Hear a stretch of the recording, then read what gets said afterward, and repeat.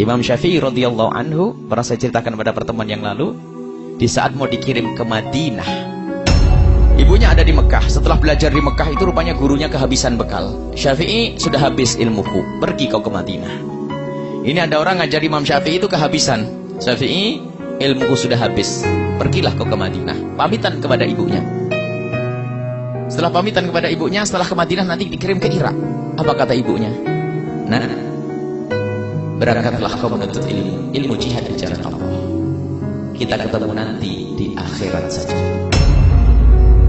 Bagaimana kalau ibu kita ngomong gitu?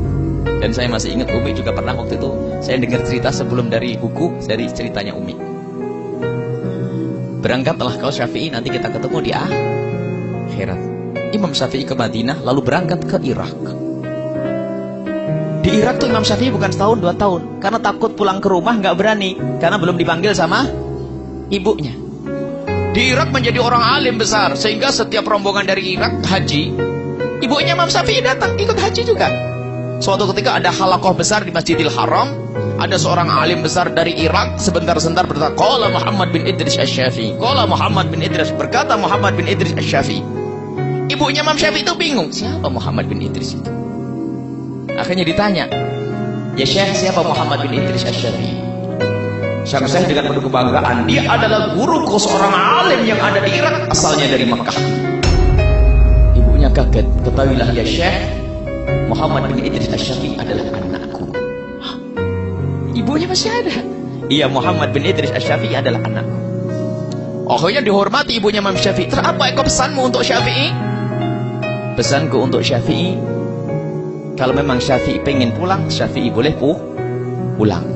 Baru disampaikan kepada Imam Syafi'i bahwasanya Syafi'i boleh pulang. Dulu janjinya ketemu di akhirat. Artinya sudah ada harapan ketemu di dunia kayak gitu. Akhirnya disampaikan kepada Imam Syafi'i, langsung bergegas Imam Syafi'i pulang. Karena Imam Syafi'i itu kiai gede, ulama kelas nasional, internasional waktu itu, sehingga syairnya Imam Syafi'i itu kalau dibawa ke Mekah langsung tersebar ke penjuru dunia.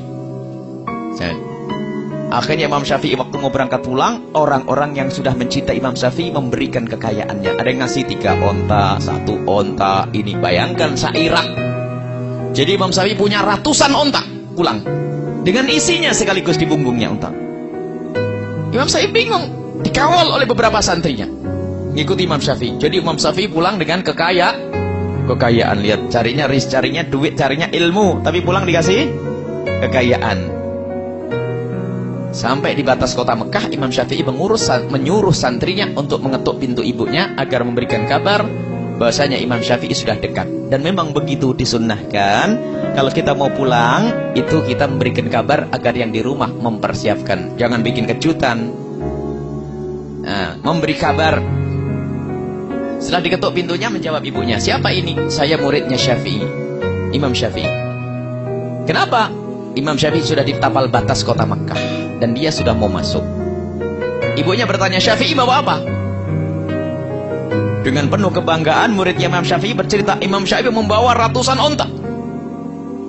Ditutup itu, aku menyuruh Syafi'i ke Irak bukan cari dunia. Katakan kepada Syafi'i, Syafi'i tidak boleh pulang ke rumah. Sekarang suruh cari duit. Anaknya jadikan sapi perah cari duit. Sekarang ini kalau nggak mau duit suruh pulang, balik ini. Ini bawa onta banyak, marah ibunya. Aku nyuruh Syafi'i ke Irak bukan cari duit, bukan cari onta. Akhirnya disampaikan Imam Syafi'i, gemetaran dia nyampaikan, ya Imam Syafi'i, ibumu marah. Kenapa? Ibumu bertanya Syafi'i bawa apa? Terus, ya aku bercerita kamu bawa onta yang banyak. Baik, sekarang aku panggil warga Mekah. Semua ontanya, hartanya dibagikan kepada semua penghuni Mekah. Yang ada hanya kitab saja. Sampaikan kepada ibuku, diketuk, siapa ini? Aku murid Syafi'i. Kenapa? Ontanya Syafi'i sudah dibagikan semuanya, yang tertinggal hanya kitabnya saja dan ilmunya. Ya sudah, kalau begitu Syafi'i aku tunggu. Allah. Ada 2 hikmah. Yang pertama, ibu yang baik itu tidak menjadikan anaknya sapi perah untuk cari duit. Itu loh, ibu yang benar. Yang kedua, kalau ibu melepas anaknya sukarela, ditemukan lagi oleh Allah di dunia. Kalau ibu melepas karena Allah, bakal dikembalikan, bakal dipertemukan di dunia dan di akhirat, insya Allah.